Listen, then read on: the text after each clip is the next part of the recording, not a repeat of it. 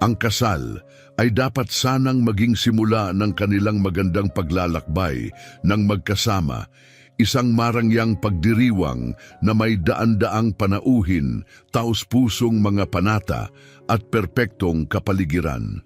Ngunit isang hindi inaasahang regalo mula sa ama ng nobya ang nagpalit sa dapat na pinakamasayang araw ng kanilang buhay tungo sa isang bangungot. Huwag kalimutang mag-subscribe at ipaalam sa akin kung saan mo ito pinapanood. Si Teresa at Alberto ay ipinanganak na ilang buwan lamang ang pagitan sa isang marangyang komunidad sa Timog Aprika. Ang kanilang mga pamilya ay matagal nang magkaugnay, hindi lang sa negosyo kundi pati na rin sa malalim na pamana ng kultura.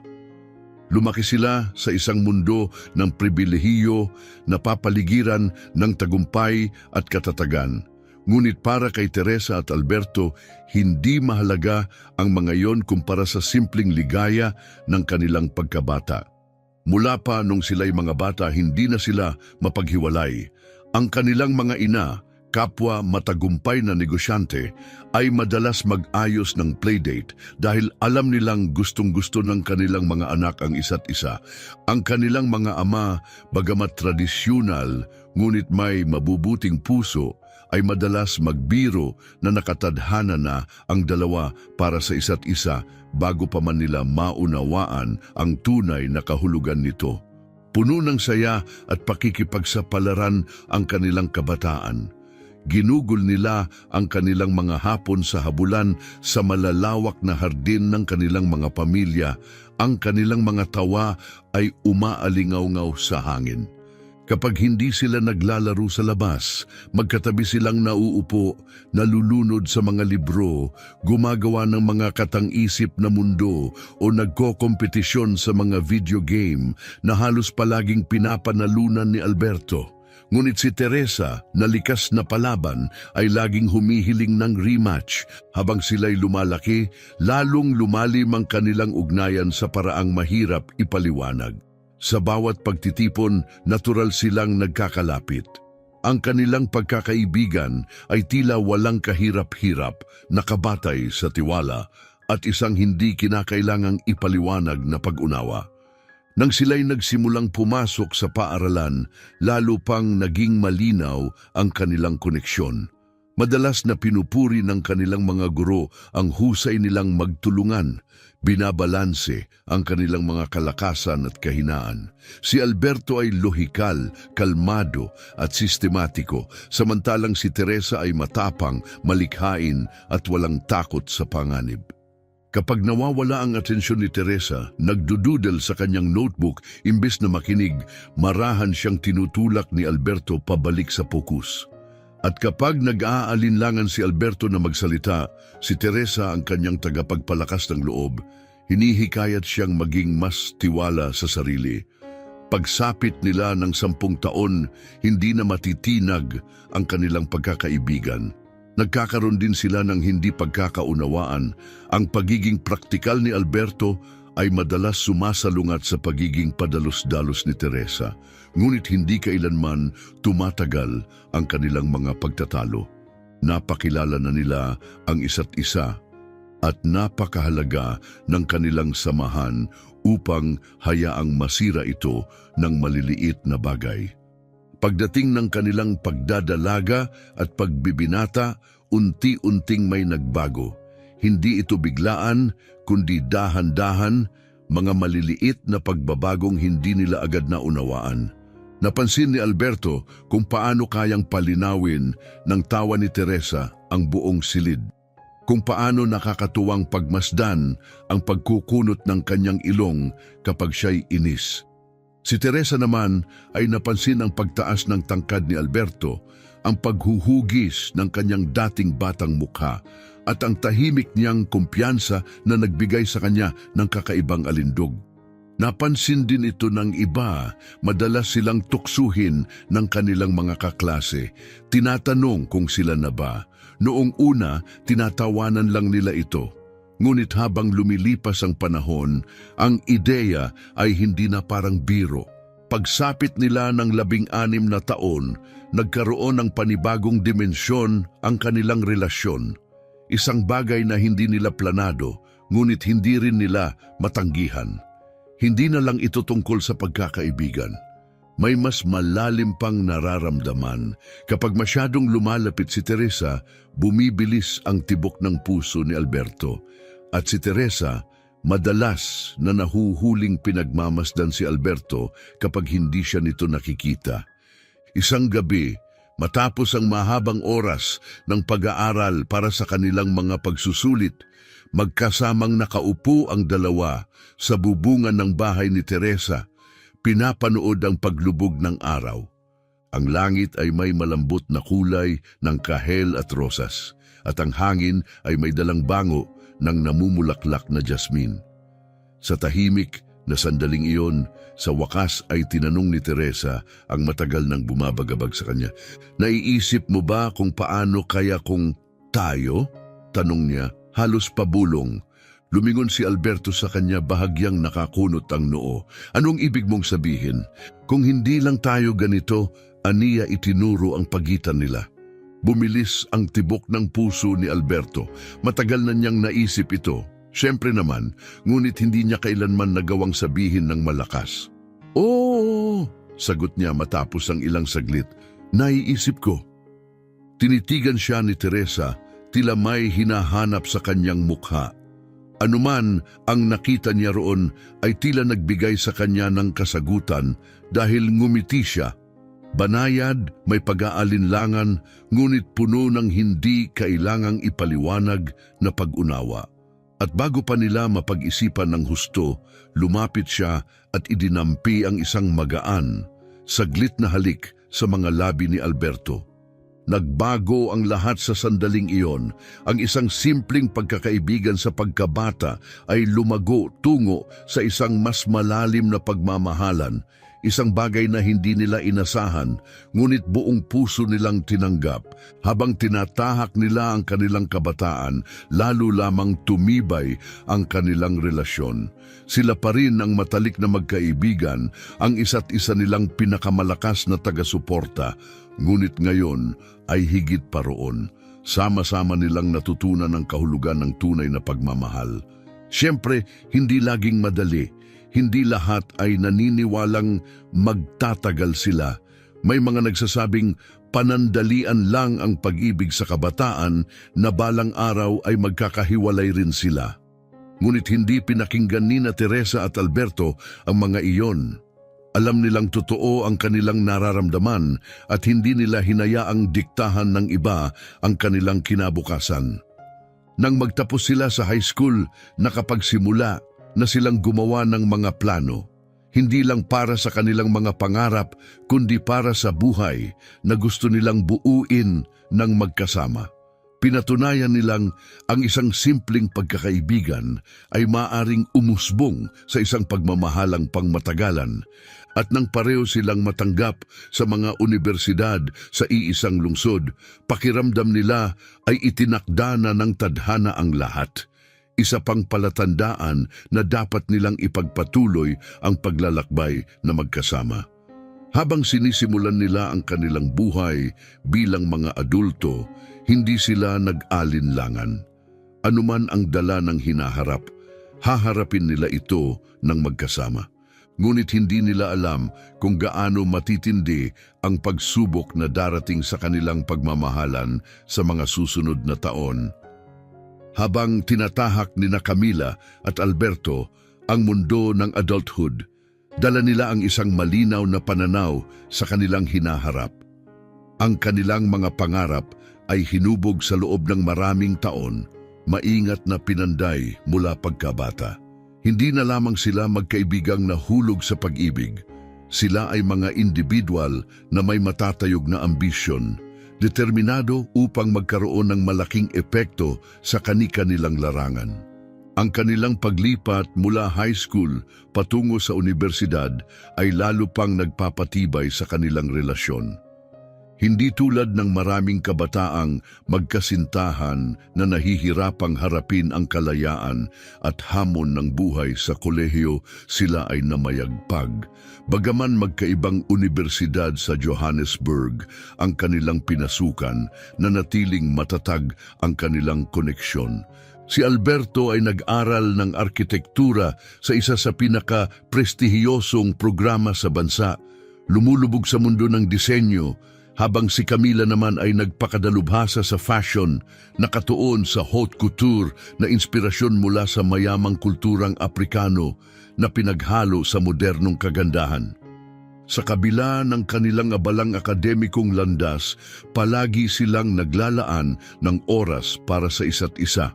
Ang mga katapusan ng linggo ay naging kanilang kanlungan, punong-puno ng road trips palabas ng lungsod, pagtuklas ng bagong mga kainan o simpleng pag-uusap ng maraming oras tungkol sa kanilang hinaharap. Magkasama nilang hinarap ang bawat hamon, sinusuportahan ang isa't isa sa mga gabing walang tulog, matinding presyon ng pag-aaral at mga pagsubok ng kanilang lumalawak na mga pangarap. Habang umuusad ang kanilang pag-aaral, lumalaki rin ang kanilang mga pangalan sa kani-kanilang larangan. Agad na napansin ng mga propesor ni Alberto ang kanyang pambihirang talento, isang bihirang pagsasanib ng inobasyon at malalim na paggalang sa makasaysayang arkitektura. Hindi lang siya gumuguhit ng mga gusali, siya ay lumilikha ng mga pamana. Pagsapit ng kanyang huling taon, nakamit na niya ang isang prestihiyosong internship sa isa sa pinakamahusay na architectural firms sa bansa. Si Camila naman ay nagpakita rin ng hindi matatawarang pag-usbong.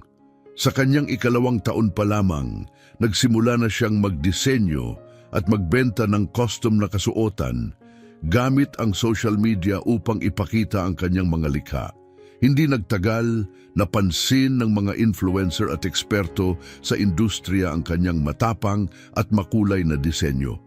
Sa kanyang ikatlong taon, nakapasok siya bilang intern sa isang kilalang fashion house at ang kanyang mga disenyo ay nagsimula ng umani ng papuri sa mga emerging designer showcases.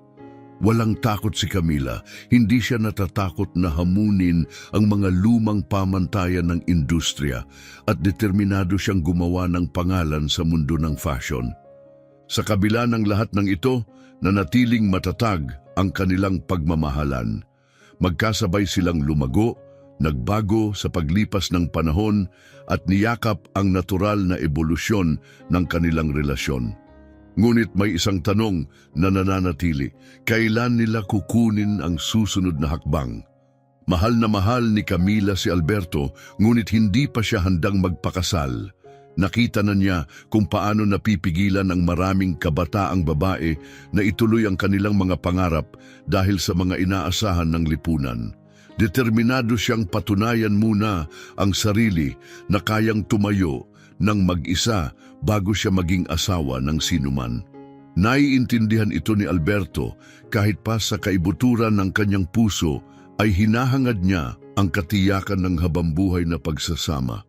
Kaya't naghintay siya, alam niyang darating ang tamang panahon. Matagal nang pinapangarap ni Camila na makapunta sa Kenya, naakit sa napakagandang tanawin at mayamang kultura nito. Nang imungkahi niya ang biyahe, alam na ni Alberto, ito na ang tamang sandali. Ilang linggo na niyang dala ang engagement ring, naghihintay ng perpektong pagkakataon. Ang kanilang paglalakbay ay tila isang panaginip. Nanatili sila sa isang napakagandang eco-lodge sa gilid ng isang malawak na sabana, kung saan malayang gumagala ang mga hayop.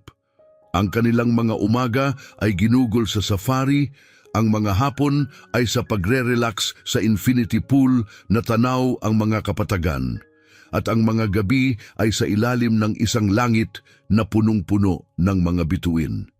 Tuwang-tuwa si Camila, kinukunan ng larawan ng kagandahan ng paligid at gumuguhit ng mga disenyo na inspirasyon ng masiglang kalikasan. Pinagmamasdan siya ni Alberto, puspos ng pagmamahal, alam niyang wala ng iba pang babaeng nais niyang makasama habang buhay. Sa ika-4 na gabi, Napagpasyahan niyang dumating na ang tamang oras. Inihanda niya ang isang pribadong hapunan sa isang terrace na tanaw ang malawak na kalikasan. Ang mga kandila ay kumikislap sa malamig na hangin at ang mga tunog ng savana ay nagbigay ng isang mahiwagang atmosfera. Habang nag-uusap sila, puno ng sigasig si Camila sa kanyang mga plano para sa hinaharap, ang kanyang mga koleksyon, ang direksyon ng kanyang brand. Tahimik siyang pinakinggan ni Alberto, ang puso niya ay kumakabog habang paulit-ulit niyang nire-rehearse sa isipan ang kanyang sasabihin. Ngunit nang dumating ang sandali, nawala ang lahat ng paghahanda, nagsalita siya mula sa kanyang puso. Hinawakan niya ang kamay ni Camila. Camila, aniya, matatag ang boses sa kabila ng emosyon. Mahal kita mula pa noon. Magkasama tayong lumaki, itinayo ang ating mga pangarap ng magkatabi at alam kong walang pag-aalinlangan na ikaw ang aking hinaharap. Napasinghap si Camila nang makitang dahan-dahan siyang lumuhod. Ang singsing na ipinakita ni Alberto ay hindi matatawaran ang kagandahan. Isang custom-designed na piraso, pinaghalo ang modernong ganda at tradisyonal na kahulugan. Ang makinang na diamante sa gitna ay napapalibutan ng mga detalyadong ukit na hango sa tradisyonal na pattern ng Aprikano, sumisimbolo ng pagkakaisa at kawalang hanggan. Napakapit siya sa dibdib niya. Hindi kita minamadali, patuloy ni Alberto, puno ng taos-pusong pagmamahal. Ngunit alam kong ikaw ang babaeng gusto kong makasama habang buhay. Kahit ngayon, 1 taon mula ngayon, o kahit 10 taon, maghihintay ako. Ngunit kung handa ka na, gusto kong maging iyong asawa. Sa unang pagkakataon sa kanyang buhay, hindi nakapagsalita si Camila. Inakala niyang alam niya kung paano mangyayari ang sandaling ito, ngunit hindi siya handa sa bugso ng damdamin na bumalot sa kanya. Sa mga mata ni Alberto, nakita niya ang kanyang kinabukasan, malinaw, walang pag-aalinlangan at puno ng pag-ibig. Tumulo ang luha sa kanyang mga mata at isang nanginginig na tawa ang lumabas sa kanyang mga labi. Oo, bulong niya. 1,000 beses na oo. Naglaho ang mundo sa paligid nila nang isuot ni Alberto ang sing-sing sa kanyang daliri, nang mahulog siya sa kanyang mga bisig, nang maghinang ang kanilang mga labi sa ilalim ng walang katapusang kalangitan ng Aprika. Napapalibutan sila ng tunog ng kalikasan, ang ihip ng hangin, ang malalayong tawag ng mga hayop sa gabi. Sa sandaling iyon, tila pinagkaisa ng universo ang lahat upang maging perpekto. Sa gabing iyon, magkahawak ang kanilang mga kamay habang pinag-uusapan ang kanilang kinabukasan. Pinagplanuhan nila ang kasal, ang mga lugar na nais nilang bisitahin, ang pamilya na gusto nilang buuin. Ang kanilang mga pangarap ay lumampas sa kasalukuyan, punong-puno ng pakikipagsapalaran, pag-ibig, at isang pangakong tatagal habang buhay. Hindi nila alam ang mga pagsubok na darating. Ngunit sa sandaling iyon, wala nang mahalaga. Dahil nangako sila sa isa't isa, isang pangakong hindi nila sisirain kailanman. Kinabukasan matapos ang proposal ni Alberto, nagising si Teresa na parang nasa isang magandang panaginip pa rin siya. Ang engagement ring sa kanyang daliri ay kumikinang sa unang gintong liwanag ng araw sa Aprika, sumasalamin sa labis na kasiyahang bumabalot sa kanya. Lumingon siya kay Alberto, na payapang natutulog sa tabi niya, ang kanyang paghinga banayad at pantay. Ilang sandali siyang nanatili sa ganoong posisyon, hinahayaan ang katotohanan ng nangyari na lumubog sa kanyang isipan. Engaged na sila. Hindi na lang sila ang magkasintahang lumaki ng magkasama. Hindi na lang 2 pusong puno ng ambisyon, kundi isang magkasintahang nangakong habang buhay. Nang sa wakas ay magising si Alberto, ang unang tanaw niya ay ang nagniningning ng ngiti ni Teresa. Ang kanyang mga mata puno pa rin ng init mula sa kaligayahan ng nakaraang gabi. Ginugol nila ang umaga sa payapang sandali. Alam nilang malapit nang lumipad ang kanilang mundo sa kasabikan at abalang paghahanda para sa kasal. Pagbalik nila sa Johannesburg, sinalubong sila ng pagbuhos, ng pagmamahal at kasabikan. Ang kanilang mga kaibigan at pamilya ay nagpaabot ng pagbati at ang kanilang mga magulang na matagal nang inasam ang araw na ito ay hindi nag-aksaya ng oras sa pagdiriwang. Isang intimate gathering ang inihanda bilang pagpupugay sa kanilang engagement, puno ng tawanan. Tunog ng nagbabangga ang champagne glasses at mga kwentong bumabalik sa kanilang pinagdaanan bilang magkasintahan. Sa isang punto, hinila ng ina ni Alberto si Teresa sa isang tabi, mahigpit na hinawakan ang kanyang mga kamay habang may ngiti sa labi at luha sa mga mata. Alam kong darating ang araw na ito, bulong niya, puno ng pagmamalaki. Ngunit mabilis na natapos ang tahimik na pagdiriwang nang magsimula na ang masinsinang pagpaplano ng kasal. Si Teresa at Alberto, parehong determinado at may matibay na layunin sa buhay, ay hinarap ito ng may parehong sigasig na ginagamit nila sa kanilang mga karera. Hindi lang ito magiging marangyang kasal, ito ay kailangang maging tunay na refleksyon ng kanilang pag-ibig, kultura at kwento. Ang unang malaking desisyon, ang venue. Nais nila ng isang lugar na hindi lang maganda kundi may lalim ang kahulugan. Matapos ang ilang linggo ng paghahanap, natagpuan nila ito, isang eksklusibong estate sa tuktok ng bundok sa Western Cape, kung saan nakatayo ang isang napakagandang tanawin ng Atlantiko. Dito nagtatagpo ang matatarik na bangin at walang katapusang bughaw na alon, napapalibutan ng luntiang kalikasan. Nararamdaman nilang ito ang perpektong lugar, walang panahon, walang hanggan, gaya ng kanilang pagmamahalan. Habang naglalakad sila sa estate, naisip na ni Teresa ang eksaktong tagpo ng kanilang kasal. Ang seremonya ay gaganapin sa isang open-air courtyard kung saan ang mga panauhin ay uupo sa ilalim ng canopy ng mga puting rosas. Ang reception ay nasa isang grand glass pavilion. Ang mga dingding nito ay magpapakita ng ginintuang sinag ng araw sa dapit hapon. Habang nakatayo sila sa terrace, ramdam ang maalat na hangin mula sa karagatan, hinigpitan ni Alberto ang hawak sa kamay ni Teresa. Alam nila pareho, dito magsisimula ang kanilang habambuhay. Sa pagkakaroon ng venue, nagsimula ang masusing pagpaplano. Hindi pinalampas ang kahit isang detalye, ang kanilang kasal ay kailangang maging obra maestra, pinaghalo ang kanilang kultura at modernong kagandahan. Si Teresa, isang perfectionist, ay halos hindi mapakali sa pagtutok sa bawat elemento. Ang kanyang wedding dress ay ididisenyo ng isa sa pinakaprestihiyosong designer sa Aprika, na may detalyadong beadwork at pattern na inspirasyon ng kanilang ninuno, isang pagsasanib ng kasaysayan at haute couture. Si Alberto, bagaman hindi masyadong abala sa maliliit na detalye, ay may malinaw na pananaw para sa kanilang kasal. Nais niyang maramdaman ng lahat ang init ng kanilang pagmamahalan at ang presensya ng mga taong naging bahagi ng kanilang buhay.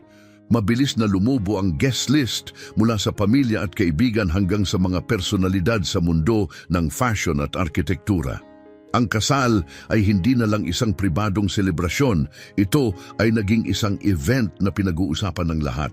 Naglabasan ang mga artikulo sa mga magazine, may mga interview tungkol sa kanilang love story at napabalita kung paano magiging simbolo ang kanilang kasal ng pagsasanib ng pag-ibig at pamana. Ngunit sa gitna ng excitement, lumubo rin ang pressure. Nabaon si Teresa sa walang katapusang desisyon mula sa floral arrangements, menu tastings, seating charts. May mga gabing halos mawalan siya ng pasensya, napupuno ng pangamba kung magiging perpekto ang lahat. Sa bawat sandali ng kanyang pagod, palaging nandyan si Alberto, hinahawakan ang kanyang kamay at ipinaalala sa kanya na huminga, magpahinga At huwag kalimutan kung ano ang tunay na mahalaga. Hindi ang ingranding kasal, kundi ang pagmamahalan nila. Sa gitna ng kaguluhan, natagpuan nila ang kapayapaan sa maliliit na sandali. Sa hating gabi, pagkatapos ng isang araw ng walang humpay na pagpaplano, magkasamang nakaupo sa kanilang balkonahe, pinagmamasdan ang mga ilaw ng lungsod. Doon nila napag-uusapan ang buhay pagkatapos ng kasal, ang bahay na kanilang itatayo, ang mga lugar na nais nilang bisitahin, at ang pamilya na kanilang bubuuin. Madalas siyang biruin ni Alberto, sinasabing hinahayaan niyang si Teresa ang magdesisyon sa lahat dahil sa dulo, ang tanging mahalaga lang naman ay siya ang babaeng makikita niyang naglalakad papunta sa altar. Dumating ang huling gabi bago ang kasal. Ayon sa tradisyon, kailangan nilang maghiwalay ng tulugan, ngunit hindi sila dalawin ng antok. Sa hating gabi, naghanap sila ng paraan upang mag-usap sa telepono. Bumubulong sa katahimikan ng gabi. Nagtawanan sila, hindi makapaniwala sa lahat ng nangyari. Kung paano ang kanilang pagkakaibigang nagsimula sa kanilang kabataan ay humantong sa sandaling ito. Sa gitna ng pag-uusap, sinabi ni Teresa na kahit gaano kaganda at kasikat ang kanilang kasal, ang pinakahihintay niya ay ang paglakad patungo kay Alberto dahil iyon lang naman talaga ang mahalaga. Sa kabilang linya, marahan at puno ng pagmamahal, sumagot si Alberto, "Hindi pa ako naging ganito kasigurado sa buong buhay ko." Ang umaga ng kanilang kasal ay dumating kasabay ng unang gintong sinag ng araw na dumampi sa mga bundok, pinapalamutian ang langit ng banayad na kulay rosas at kahel. Ang hangin ay sariwa, may dalang halimuyak ng alat mula sa dagat sa ibaba. Isa-isa nang dumating ang mga panauhin, ang kanilang mga tinig nagsasama sa masayang halakhakan at pananabik habang pinupuno ang courtyard, ang atmosfera puno ng pag-asa at kasabikan. Sa magkahiwalay na silid, naghanda sina Teresa at Alberto para sa pinakamahalagang sandali ng kanilang buhay. Ang gown ni Teresa ay walang katulad, isang obra maestrang kumikinang sa bawat galaw, pinalamutian ng maselang burdang nagkukuwento ng kanyang pamana. Habang nakatayo siya sa harap ng salamin, marahang inayos ng kanyang ina ang kanyang belo, ang kanyang mga mata kumikislap sa emosyon. Walang salitang binitiwan, ngunit sapat na ang sandaling iyon upang maunawaan ang haba ng paglalakbay na tinahak ni Teresa upang makarating sa araw na ito. Sa kabilang bahagi ng estate, nakatayo si Alberto sa harap ng salamin, inaayos ang kanyang ivory suit. Nakatitig siya sa kanyang refleksyon, ang puso niya ay malakas ang pintig, hindi dahil sa kaba, kundi dahil sa bigat ng sandali. Isang tapik sa balikat mula sa kanyang best man ang gumising sa kanya mula sa kanyang pag-iisip. Handa ka na ba? Nagtama ang kanilang mga mata sa salamin at sa unang pagkakataon, ngumiti si Alberto nang walang pag-aalinlangan. Habang malapit nang magsimula ang seremonya, ang mga panauhin ay tahimik na umupo sa ilalim ng isang canopy ng puting rosas. Unti-unting bumababa ang ingay hanggang sa tuluyang maghari ang pananabik. Tumugtog ang musika, dahan-dahang bumukas ang malalaking pintuan at lumitaw si Teresa. Sa isang iglap na wala ang buong mundo, naglahong lahat, ang ingrandeng lugar, ang daan-daang matang nakatutok sa kanila, ang buwan ng maingat na pagpaplano. Wala nang iba kundi ang sandaling ito. Hawak ang kanyang bouquet ng puting orchids.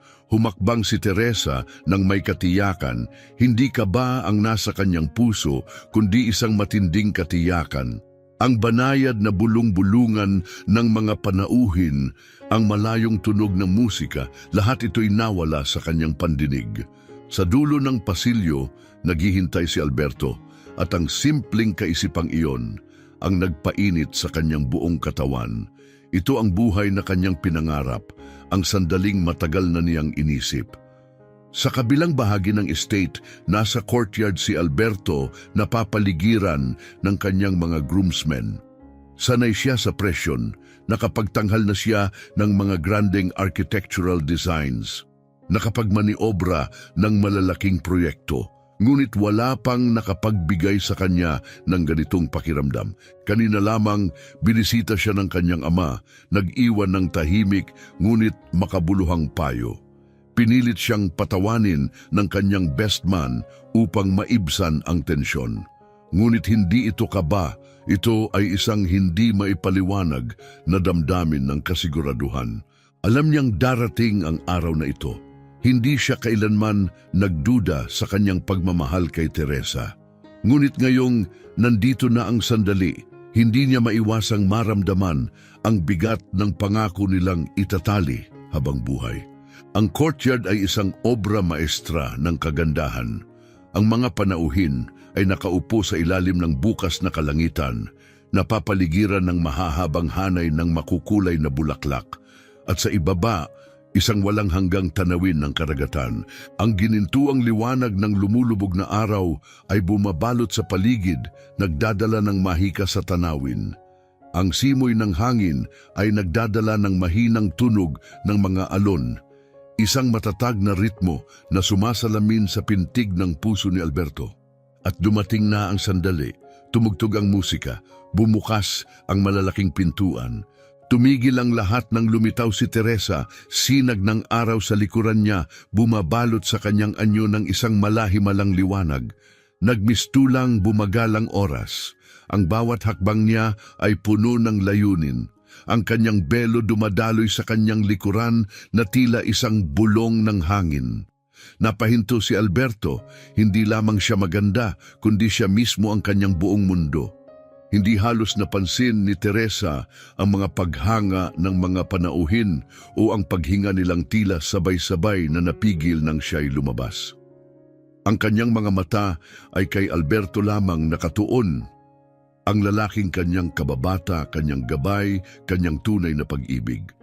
Sa bawat hakbang papalapit sa kanya, nawala ang lahat ng takot at pangamba tungkol sa hinaharap.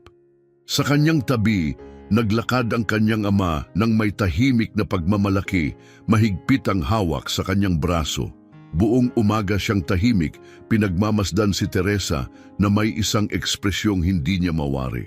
Ngunit ngayon, alam na niya, ito ang mapait at matamis na sandali kung saan ang kanyang anak na babae ay lumalakad patungo sa bagong buhay. Pagsapit nila sa altar, humarap ang kanyang ama kay Alberto. Sandaling hindi mabasa ang kanyang ekspresyon, pagkatapos ay bahagyang tumango bilang tanda ng pagsang-ayon bago lumayo. Nagsimula ang seremonya. Narinig ng lahat ang boses ng opisyal ng kasal, ngunit para kay Teresa at Alberto, nawala ang lahat ng tunog sa paligid. Ang mundo nila ay lumiit sa espasyong nasa pagitan nila, ang init ng kanilang mga kamay na nagtagpo. Ang mga pangakong hindi na kailangang bigkasin dahil nasa kanilang mga titig na ang sagot. At dumating ang sandali ng kanilang mga panata. Huminga ng malalim si Teresa, bahagyang nanginginig ang mga daliri habang mahigpit na hawak ang mga kamay ni Alberto. Ang kanyang boses, bagamat puno ng damdamin, ay nanatiling matatag.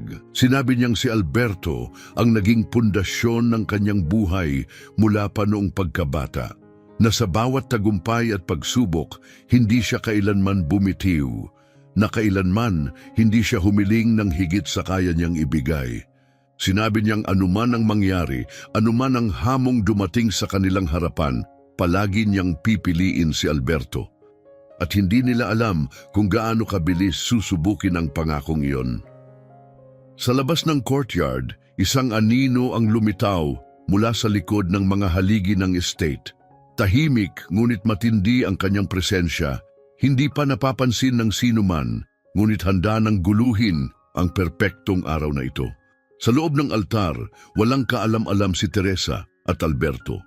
Habang binibigkas ni Alberto ang kanyang panata, ang kanyang boses puno ng pangako at pagmamahal, ang kapayapaan ng seremonya ay biglang mapuputol. At sa isang iglap, ang araw na dapat maging simula ng kanilang habambuhay ay biglang magbabago sa paraang hindi nila kailanman inasahan. Ang gabi ay isang perpektong panaginip, isang kwento ng pag-ibig na itinakda sa gitna ng gintong liwanag, pag-awit ng halakhak at sayaw ng walang hangganang saya. Ang mga panauhin ay patuloy na nagdiriwang sa ilalim ng nagliliwanag na chandeliers. Ang salamin ng Grand Pavilion ay sumasalamin sa mga patak ng ilaw na kumikislap mula sa dagat sa ibaba. Ngunit sa kalagitnaan ng ligaya, isang regalong hindi nila inaasahan ang dumating. Sa gitna ng kwarto, tumayo ang ama ni Teresa, isang matamis ngunit makahulugang ngiti ang gumuhit sa kanyang mukha. Pinawi ng kanyang presensya ang ingay ng kasiyahan habang unti-unting bumaling sa kanya ang lahat ng panauhin. Ngayong gabi, aniya, ang kanyang tinig ay puno ng emosyon, ay hindi lang isang gabi ng kasalan, kundi isang gabi na ating aalalahanin magpakailanman. Isang alon ng katahimikan ng sumunod habang dahan-dahang bumukas ang malalaking pinto patungo sa terrace. Sa labas, sa pribadong helipad ng estate, isang makinis na itim at gintong helicopter ang naghihintay. Ang rotor blades nito ay tila nakapirmi sa oras, handa para sa isang biyahe na walang sino man sa kanila ang makakalimutan. Lumiwanag ang mga mata ni Teresa sa sorpresa, bumaling kay Alberto na may pagkamangha sa kanyang mukha. "Dad, ano ito?" Bulong niya, halos hindi makapaniwala. Ngumiti ang kanyang ama, bahagyang tumango, "Isang regalo para sa inyong bagong simula, isang biyahe sa gabi sa kahabaan ng baybayin, isang sandali ng kapayapaan bago bumalik ang mundo sa inyo. Isang sigawan ng kasabikan ang lumipad mula sa mga panauhin, ang kilig at paghanga ay naghalo sa paligid." Si Alberto, matapos ang ilang sandali ng katahimikan, tumawa ng mahina at umiling.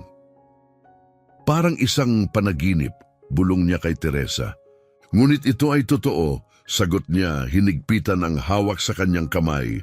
Habang silang dalawa ay papalapit sa helicopter, humarap ang ama ni Teresa kay Alberto, ang kanyang kamay mahigpit na dumapo sa balikat ng lalaki. "Alagaan mo siya," ani ng matanda, hindi isang kahilingan kundi isang kautusan, isang panalangin, isang tiwala na ibinigay. Malalim na tumango si Alberto. "Palagi!"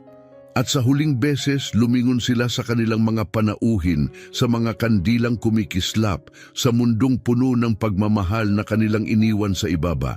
Sa isang iglap, lumipad sila pataas, paakyat sa katahimikan ng gabi. Sa ibabaw ng kumikinang na baybayin, sa ilalim ng walang katapusang kalangitan. Ang mundo sa ibaba ay nagmistulang isang laruan, maliliit na ilaw na sumasayaw sa dilim, ang dagat isang malawak na kumot ng pilak. Humilig si Teresa sa balikat ni Alberto, hinayaang dumaloy ang malamig na hangin sa kanyang buhok. "Ito ay hindi ka panipaniwala," bulong niya. Hinalikan siya ni Alberto sa noo. "Hindi kasing ganda mo." Ngunit ang katahimikan ay hindi nagtagal. Isang matalim na ihip ng hangin ang biglang yumanig sa helicopter, para bang may humablot dito mula sa kawalan. Napakapit si Teresa sa braso ni Alberto. "Ano yon?" Ang piloto, na kanina'y kalmado, ay nagsalita sa kanilang headset. "May biglang hangin, walang dapat ipag-alala." Ngunit ilang sandali lang ang lumipas, isang mas matinding pag-uga ang yumanig sa kanila. Ang buong sasakyan ay natagilid ng bahagya, isang pahiwatig ng isang bagay na hindi nila maunawaan. Muling nagsalita ang piloto, mas matalim na ngayon ang tono. "Mukhang may di inaasahang crosswind, kakailanganin nating maging maingat." Hinawakan ni Alberto ang kamay ni Teresa, pinipisil ito ng may katiyakan. "Huwag kang mag-alala," aniya, ngunit kahit sa sarili niyang tinig, may bahagyang pag-aalinlangan. At pagkatapos, isang malakas na babala ang pumuno sa cockpit. "Warning, system failure." Nagliyab ang mga ilaw sa control panel, ang tunog ng alarma ay bumalot sa buong cabin. "May nangyayari," bulong ni Teresa, ang kanyang dibdib pumipintig sa takot. Ang piloto ngayon ay mahigpit na nakahawak sa mga kontrol. Ang kanyang tinig ay puno ng tensyon. May problema tayo. Lumalakas ang hangin, nawawalan tayo ng kontrol. Nagkatinginan sina Alberto at Teresa, ang kanilang mga mata nagsalamin ng parehong takot, parehong pagsuko sa isang sitwasyong hindi nila kayang pigilan. Ang helicopter ay muling nayanig, ngunit ngayon, mas matindi, para bang may humihila pababa. Alberto, napasinghap si Teresa nang bumagsak ang isang bahagi ng sasakyan sa isang mas matarik na anggulo. Ang dagat na kanina'y marahang umaagos sa ibaba, ngayon ay umiikot sa kanilang paningin, parang isang halimaw na nag-aabang. Isang desperadong boses ang pumuno sa headset nila. Kailangan nating lumapag ngayon! Ngunit wala ng oras, isang malakas na ingay ang pumunit sa ere. Ang rotor blades ay tila sumigaw bago tuluyang naputol. At sa isang iglap sila ay bumagsak. Niyakap ni Alberto si Teresa, ang kanyang mga bisig mahigpit na pumalibot sa kanya, itinulak siya palayo sa anumang maaaring mangyari. Narinig niya ang kanyang sarili na sumisigaw, ngunit ang tunog ay nawala sa ingay ng hangin, sa sabog ng mga alarma, sa bumibilis na pagbagsak ng kanilang mundo. At pagkatapos, isang matinding pagkabagsak, itim katahimikan. Ang dating gabi ng pag-ibig ay ngayon naging gabi ng pagkawala. At sa pagitan ng tubig, sa ilalim ng madilim na langit, sa pagitan ng buhay at kamatayan, ang pangakong binitiwan nila ilang oras lamang ang nakalipas ay muling sinubok. Ngunit sa pagkakataong ito, walang kasiguruhan kung magkasama pa rin nila itong matutupad. Ang lupa ay papalapit ng napakabilis. Masyadong mabilis, masyadong biglaan. Walang oras para mag-isip, walang oras para sumigaw. Tanging ang nakabibinging alingaw-ngaw ng hangin, ang naglalagablab na pulang ilaw ng babala, at ang nakabibigat na katotohanan na hindi ganito dapat matapos ang gabing ito. At pagkatapos, banggaan, sumabog ang mundo sa kaguluhan. Sa sandaling bumangga ang helicopter sa matalim na gilid ng bundok, isang marahas na dagundong ang sumira sa katahimikan ng gabi. Ang nakakapangilabot na tunog ng bakal na bumabaluktot, ang nakakapanindig balahibong hagulgol ng mga rotor na nabasag, ang matinis na tunog ng salaming dumudurog, lahat ito ay nagsanib sa isang nakapangingilabot na ugong. Ang dating maayos at kontroladong paglipad ay naging isang bangungot. At sa huling segundo bago ang pagbagsak, ginawa ni Alberto ang tanging kaya niyang gawin. Niyakap niya si Teresa, iningatan siya ng kanyang katawan habang gumuho ang mundo sa paligid nila. Pinunit ng puwersa ng banggaan ang sasakyan. Sumabog papaloob ang salamin sa harapan, mga matatalim na piraso nito ay lumipad at lumaslas sa loob ng kabin. Ang mga rotor blades, ngayoy wala ng silbi, ay humiwa sa tanawin bago tumiklop sa isang tambak ng wasak na metal. Ang buntot ng helicopter ay gumuho na parang lukot na papel habang ang sirang tangke ng gasolina ay sumiklab sa pagbangga. Isang nagliliyab na pagsabog ang sumabog sa kadiliman, nagpadala ng makapal na usok na pumailan lang sa langit. At pagkatapos, katahimikan. Isang mabigat na kakapangilabot na katahimikan ang bumalot sa mga labi ng pagbagsak, ang uri ng katahimikan na dumarating lamang matapos ang matinding pagwasak. Ang malamig at sariwang hangin ng gabi ay naging mainit at nakakasulasok habang ang apoy ay matakaw na lumalamon sa natitirang bahagi ng sasakyan, gumuguhit ng liwanag sa dilim. Ang usok ay umikot sa wasak na mga piraso, isang madilim na babala laban sa nanginginig na ningas ng apoy. Ang bumagsak na helicopter ay huminto sa isang mapanganib na bangin. Kalahati nito ay nakasandal sa bato, habang ang kabilang kalahati ay nakabitin sa gilid ng isang matarik na bangin, kung saan ang dagat sa ibaba ay galit na gumugulong. Ang dating marangyang sasakyang panghimpapawid ay umuungol sa bigat nito, unti-unting gumagalaw, nagbabantang tuluyang bumagsak anumang sandali. Sa loob ng wasak na metal, may gumalaw. Isang mahinang tunog, halos isang bulong lamang laban sa lumalagitik na apoy. Teresa, isang mahinang daing ng sakit ang lumabas sa kanyang labi habang unti-unti siyang nagkamalay.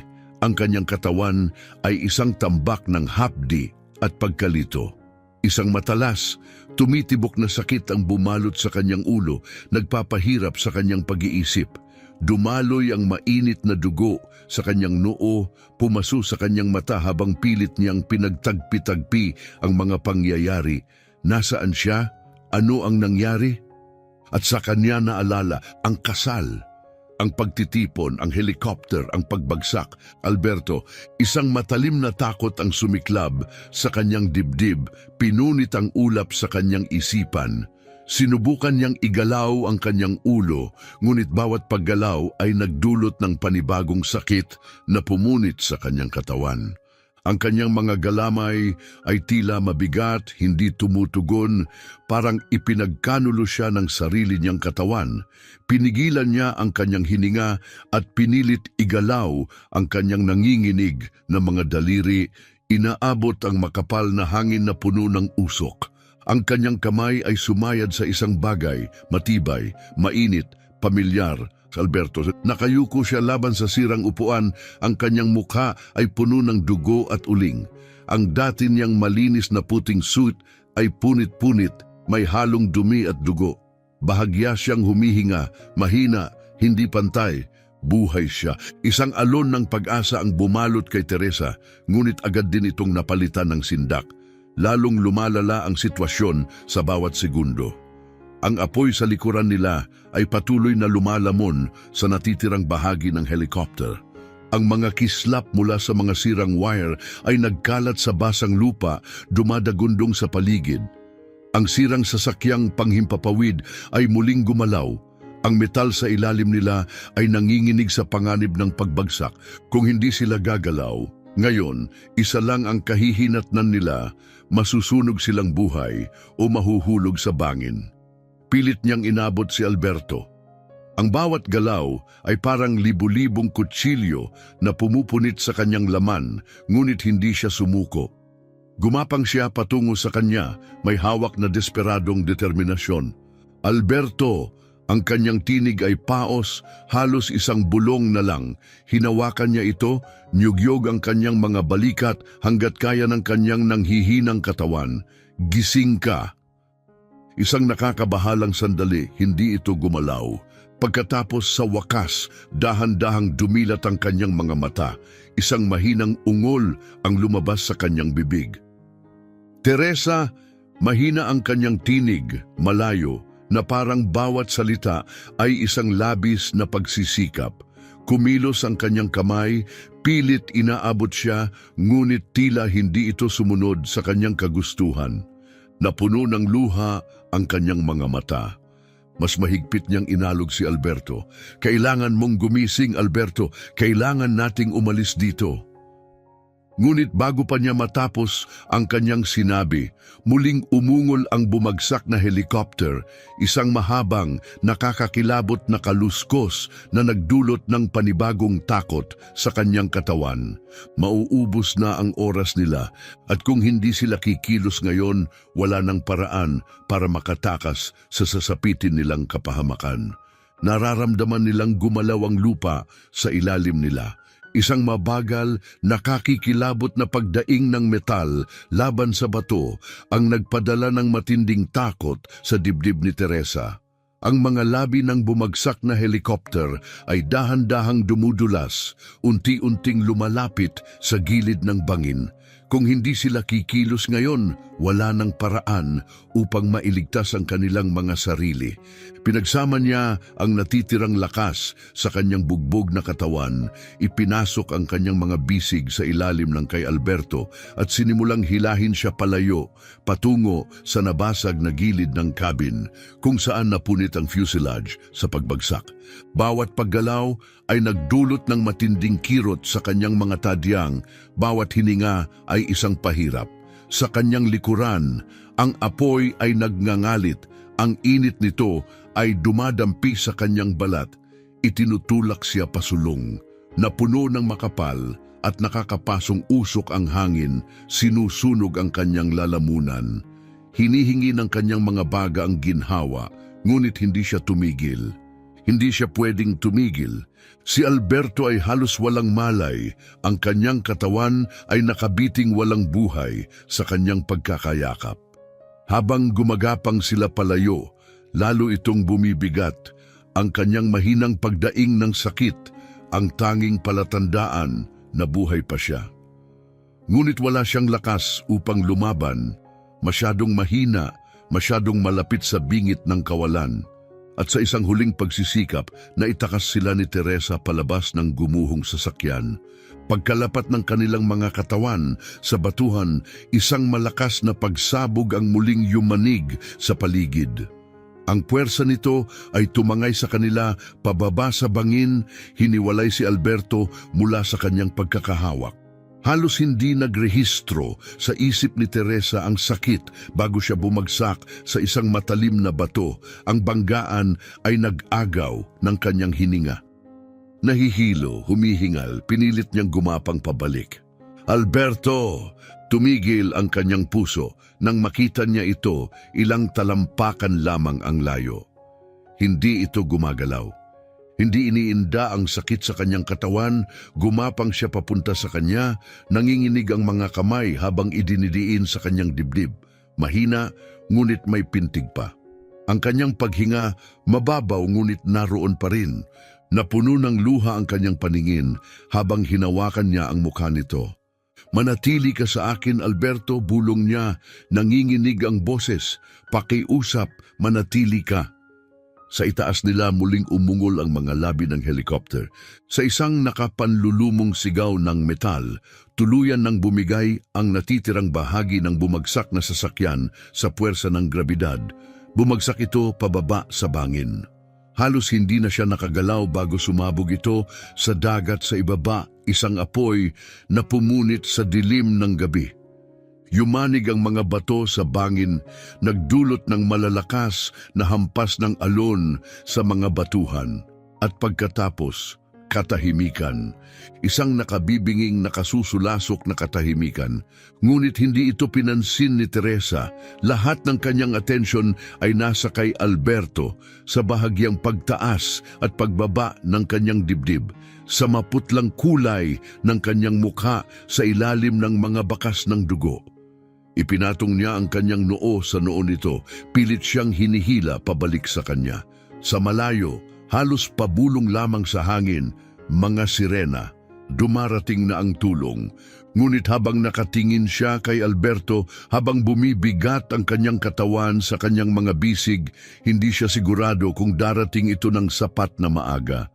Sa likuran nila, patuloy na nagliliyab ang apoy. Ang init nito ay dumadampi sa kanyang likuran habang mahigpit niyang niyakap si Alberto, na para bang ang pagkapit niya rito ay sapat upang hindi siya mawala. Bahagyang gumalaw si Alberto, nanginig ang kanyang mga daliri sa mahina niyang pagkakahawak. Teresa, halos isang bulong lamang ang kanyang tinig, mahina at papawala. Pumatak ang luha ni Teresa sa kanyang pisngi. Manatili ka, pagsusumamo niya. Mariing hinahawakan ng kanyang mukha, hinahaplos ng kanyang mga hinlalaki ang dugong namuo sa gilid ng kanyang noo. Pakiusap, huwag mo akong iwan. Pumintig ang kanyang mga mata, ang tingin niya ay lumalabo, nakatingin sa pagitan niya at sa madilim na bangin na gustong lumamon sa kanya. At pagkatapos, isang panibagong paggalaw, isang malalim, nakakatakot na unggol ng metal at bato.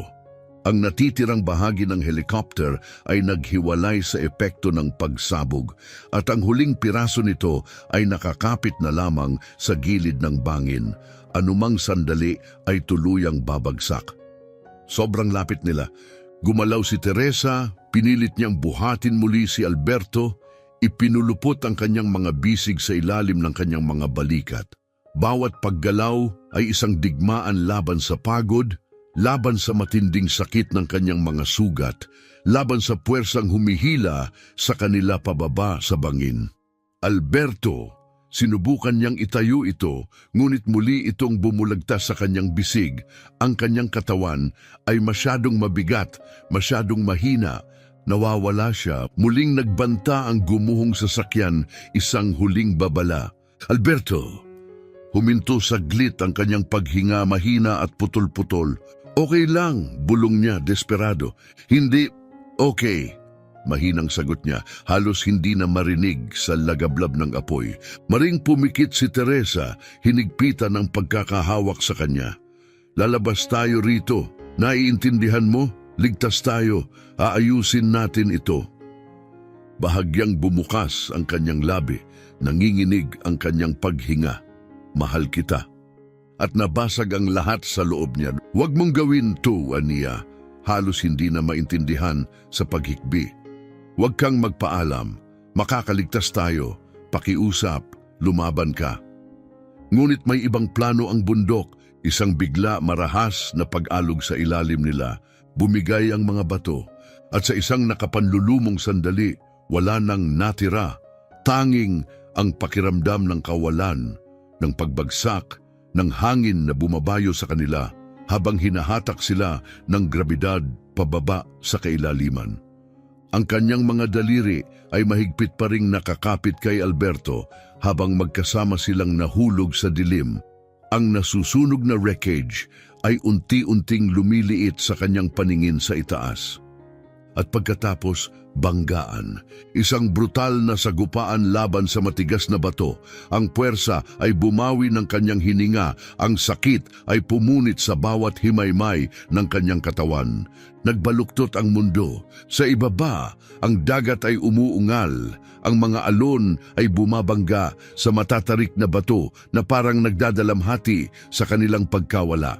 Sa taas, umakyat sa langit ang makapal na usok mula sa nasusunog na wreckage. Ang huling bakas ng isang gabing hindi dapat natapos ng ganito. At sa di kalayuan, ang mga sirena ay tumangis. Huli na, masyadong malayo, at nagpasya na ang tadhana. Ang katawan ni Teresa ay nakahimlay ng walang buhay sa gitna ng wasak na labi ng trahedya. Ang dati malinis at dalisay niyang trahe de boda ay punit-punit at nadungisan ng dugo at abo. Ang maselang tela na minsang umaagos ng may kagandahan, ngayon ay mahigpit na nakadikit sa kanyang katawan, marahang bumubulong laban sa malamig at walang awang bato. Ang kanyang madilim na kulot na buhok na dati maingat na inayos ay ngayon ay gusot at puno ng uling at alikabok na kakalat sa batuhan. Ang kanyang mga daliri ay nanatiling nakakulubot. Waring sa huling sandali ay may pilit siyang inaabot. Isang bagay, isang tao. Di kalayuan, ang katawan ni Alberto ay nakabalandra ng hindi maayos sa matalim na lupa. Ang kanyang mga bisig ay nakaunat na parang sinusubukan pa rin niyang protektahan siya kahit sa pagdating ng kadiliman. Ang kanyang kasuotang pangkasal na dating sagisag ng karangyaan at bagong simula ay punit at halos di na makilala, tinadtad ng dumi at dugo. Hindi na gumalaw ang kanyang dibdib. Ang kanyang huling hininga ay matagal nang lumisan bago pa dumating ang mga unang rumesponde sa tuktok ng bundok. Muling naghari ang katahimikan sa gabi.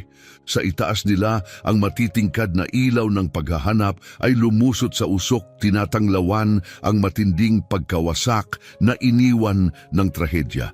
Mabilis na gumalaw ang mga rescue team. Ang kanilang mga boses ay dumadagundong sa radyo. Ngunit nang marating nila ang gilid ng bangin, bumagal ang kanilang kilos. Ang karamihan sa mga labi ng sakuna ay nahulog na sa kailaliman. Tanging ang mga katawan na naiwan ang nagbigay ng sagot sa trahedyang naganap. At sa pagharap nila sa mapait na katotohanan, isang huling mensahe ang umalingaw-ngaw sa radyo. Isang pahayag na yayanig sa buong mundo.